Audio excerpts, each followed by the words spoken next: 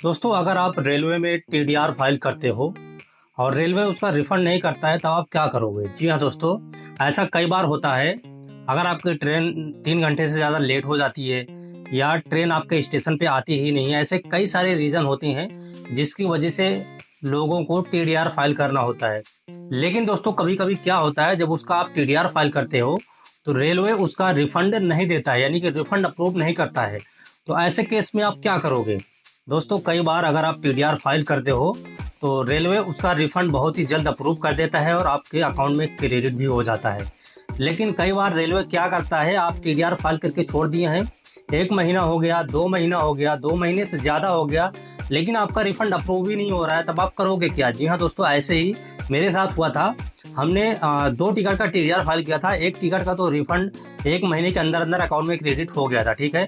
लेकिन जो दूसरा टिकट था उसका हमने टीडीआर फाइल किया और वेट करते करते मुझे 2 महीने से ज़्यादा हो गया, लेकिन रिफंड अप्रूव ही नहीं हो रहा था।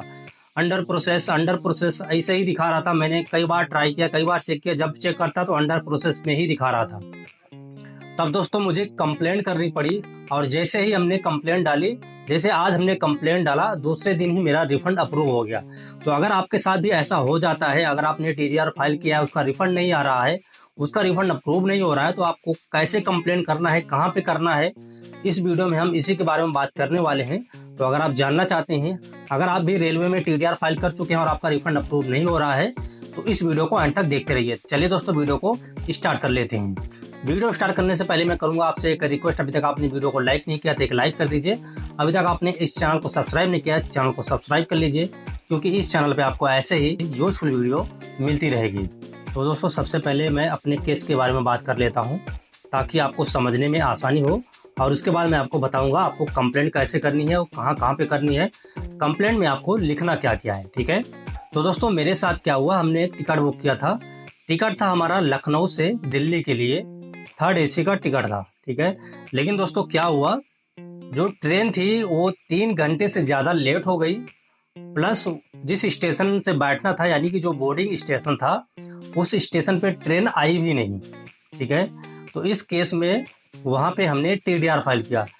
तो दोस्तों, टीडीआर फाइल करने के लिए मैं IRCTC की वेबसाइट पे गया, वहाँ पे हमने टीडीआर फाइल किया। टीडीआर फाइल करते टाइम वहाँ पे हमने सेलेक्ट किया कि ट्रेन 3 घंटे से ज़्यादा लेट हो गई थी और हमने सफ़र नहीं किया, ठीक है। ये सब हमने सेलेक्ट करने के बाद टीडीआर फाइल कर दिया।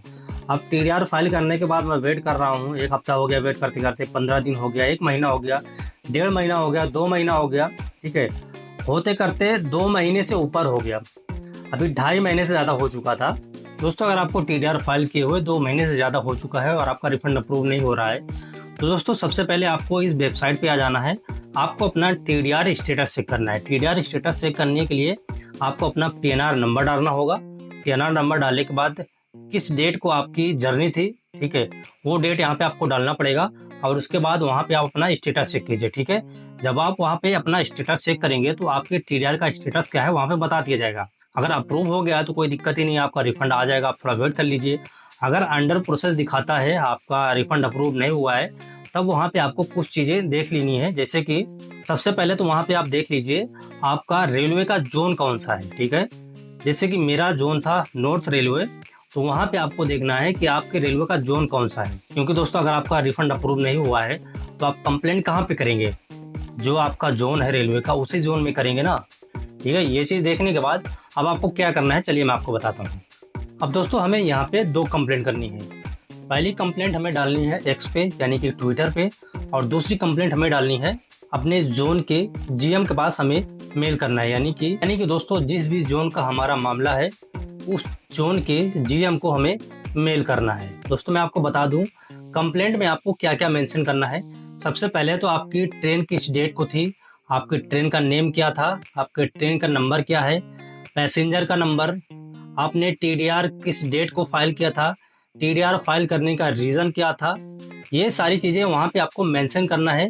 प्लस आपके पास जो भी डॉक्यूमेंट्स है, जैसे कि आपके पास रेलवे का टिकट तो होगा ही, उसे आपको भेजना है। प्लस दोस्तों, अगर आपने रेलवे से सफ़र नहीं किया तो आपने अल्टरनेटिव तो यूज किया होगा ना, जैसे कि हो सकता है आपने फ्लाइट से सफ़र किया हो सकता है आपने बस से सफ़र किया हो, तो अगर आपने फ्लाइट से सफ़र किया होगा तो उसका टिकट भी आपके पास होगा, अगर आपने बस से सफ़र किया होगा तो उसका टिकट भी आपके पास होगा, अगर आपने ऑनलाइन बुकिंग की होगी तो आपको ये टिकट जो है उनके पास भेजना है। अगर आप टिकट भेजोगे बस का या फिर फ्लाइट का तो उनको लगेगा कि हाँ ये जेन्युइन बात कर रहे हैं, इन्होंने सफ़र नहीं किया क्योंकि इन्होंने बस से सफ़र किया था या फिर फ्लाइट से। अगर आप बस का टिकट या फिर फ्लाइट का टिकट नहीं भेजोगे तो दोस्तों उनको क्या लगता है कि आप झूठ बोल रहे हो, क्योंकि कई बार क्या होता है वो लोग जो है टीडीआर रिजेक्ट कर देते हैं, बोलते हैं आपने सफ़र किया था, ऐसा होता है। ठीक है, तो अगर आपके पास जो भी डॉक्यूमेंट्स है, जो भी प्रूफ है, सब वहाँ पे अपलोड कर दीजिए। ठीक है, जिससे ये साबित हो सके कि आपने रेलवे में सफ़र नहीं किया था उस डेट को। हमें किस ट्विटर हैंडल पे कंप्लेंट करनी है? जी हाँ दोस्तों, मैं आपको बता दूं, एक ट्विटर हैंडल है जिसका नाम है रेलवे सेवा। ठीक है, आप सर्च करेंगे रेलवे सेवा तो आपको मिल जाएगा। मैं उसका यूज़र नेम है स्क्रीन पे भी डाल दूंगा, आप देख लेना। तो दोस्तों वहाँ पे हमने सारा कुछ मेंशन कर दिया। मेंशन करने के बाद हमने वहाँ पे अपना डॉक्यूमेंट भी साथ में अटैच किया, जैसे कि बस का टिकट और ट्रेन का टिकट, ये सब अटैच करने के बाद हमने उनको भेज दिया। उसके बाद दोस्तों थोड़ी देर के बाद मेरे पास रिप्लाई आया कि रेल मदद में आपकी कंप्लेंट कर दी गई है। ठीक है, तो कंप्लेंट उन्होंने मेरी दर्ज कर दी। तो दोस्तों अभी एक्स पे यानी कि ट्विटर पे कंप्लेंट हो चुकी है। अब दूसरी कंप्लेंट हमें करना है, जीएम के पास मेल करना है। अब जीएम के पास मेल कैसे करोगे, मेल आईडी आपको कहाँ से मिलेगी? चलिए मैं आपको बता देता हूँ। आपको सिंपल चले जाना है गूगल पे और वहाँ पे आपको सर्च करना है अपने जोन के हिसाब से। जैसे कि मेरा जोन था नॉर्थ रेलवे, तो वहाँ पे गूगल पे हमने सर्च किया north railway GM email ID. तो दोस्तों वहाँ पे मुझे नॉर्थ रेलवे की वेबसाइट मिल गई और वहाँ पे हमने विजिट किया और वहाँ पे मुझे मेल आईडी की लिस्ट मिल गई। बहुत सारे अधिकारियों की मेल आईडी वहाँ पे मुझे मिली। ठीक है, लेकिन हमें मेल करना है ओनली जीएम को। ठीक है, मेल में भी आपको वही सब कुछ मेंशन करना है जो आपने ट्विटर पे कंप्लेंट करते टाइम मेंशन किया था। जैसे कि ट्रेन किस डेट को थी, ट्रेन का नाम क्या था, ट्रेन नंबर क्या था, पीएनआर नंबर, पैसेंजर का नेम, पैसेंजर का मोबाइल नंबर, किस रीज़न की वजह से हमने सफ़र नहीं किया था, टीडीआर किस डेट को हमने फाइल किया था, टीडीआर का स्टेटस क्या है, सारी चीज़ें वहाँ पे हमें मेंशन करनी है डिटेल में।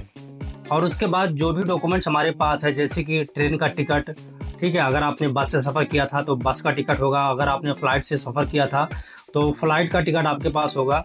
मतलब जो भी डॉक्यूमेंट्स आपके पास हो ताकि वो प्रूव कर सके कि आपने सफ़र नहीं किया था। ठीक है, वो सारे डॉक्यूमेंट्स आपको अपलोड कर देना है, यानी कि अटैच कर देना है। अटैच करने के बाद जीएम के मेल आईडी पे आपको मेल कर देना है। ठीक है, तो अगर आप इतना कर देते हैं तो आपका जो रिफंड है वो अप्रूव हो जाएगा। जी हाँ दोस्तों, मैं बता रहा हूँ ना कि हमने 25 को मेल किया, यानी कि 25 को हमने ट्विटर और मेल पे कंप्लेंट किया और 26 तारीख को मेरा रिफंड अप्रूव हो गया। ठीक है, अब अप्रूव हो गया है तो अकाउंट में भी आ जाएगा।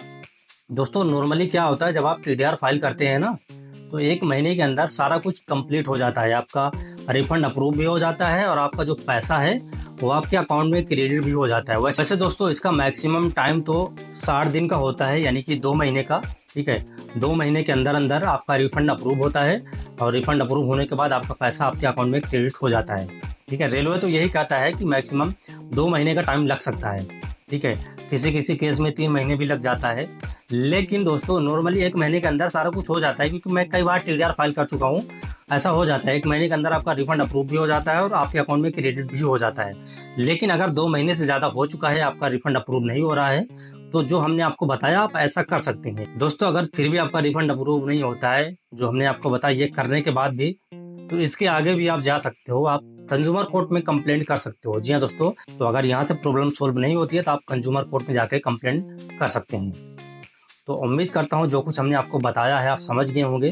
फिर भी अगर आपका कोई भी डाउट है, कोई भी सवाल है, तो आप कमेंट करके पूछ सकते हैं या फिर आप मुझे इंस्टाग्राम पे मैसेज कर सकते हैं। दोस्तों अगर आपको मेल लिखने में या फिर ट्विटर पे कांटेक्ट करने में कोई भी समस्या आ रही है तो आप मुझे इंस्टाग्राम पे मैसेज कीजिए, मैं आपको रिप्लाई ज़रूर करूँगा। ठीक है, और मैं आपका कंप्लेंट करने में मदद भी करूँगा। तो दोस्तों अगर आज के वीडियो में इतना ही। अगर वीडियो अच्छी लगी तो वीडियो को एक लाइक कर दीजिए, अपने दोस्तों में शेयर कर दीजिए और चैनल को सब्सक्राइब कर लीजिए। चैनल को सब्सक्राइब करने के साथ साथ बगल में जो घंटी आती है उसको भी दबा दीजिएगा, ताकि जैसे ही मैं कोई ऐसी यूजफुल जानकारी की वीडियो अपलोड करूं उसका नोटिफिकेशन आपको सबसे पहले मिल जाए। तो दोस्तों चलिए फिर मिलते हैं अगली वीडियो में। ओके दोस्तों, थैंक यू वीडियो देखने के लिए।